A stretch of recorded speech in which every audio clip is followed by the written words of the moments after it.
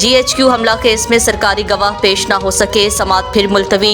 इंसदाद दहशतगर्दी की खसूसी अदालत ने GHQ हमला केस की समाअत 21 अप्रैल तक मुलतवी कर दी। अदालत ने आज 2 गवाहों, मजिस्ट्रेट और मुद्दई मुकदमे को तलब कर रखा था। जज अमजद अली शाह के रूबरू होने वाली समाअत इस्तगासा के गवाहान आज भी पेश नहीं हो सके। दौरान समाअत वकलाए सफाई ने अदालत से इस्तदा की है कि बानी PTI से मुशावरत के लिए मुलाकात की इजाज़त दी जाए ताकि केस से मुतालिक उनसे मज़ीद रहनुमाई ली जा सके। इलावाज़ी एक ही नौयत के तमाम मुकदमात को यकजा किया जाए और एक साथ ट्रायल शुरू किया जाए। कबल अज़ीज़ समाअत के मौका पर अदालत में पेश होने वाले मुल्ज़िमान हाज़िरी लगवा कर अदालत की इजाज़त से वापस रवाना हो गए।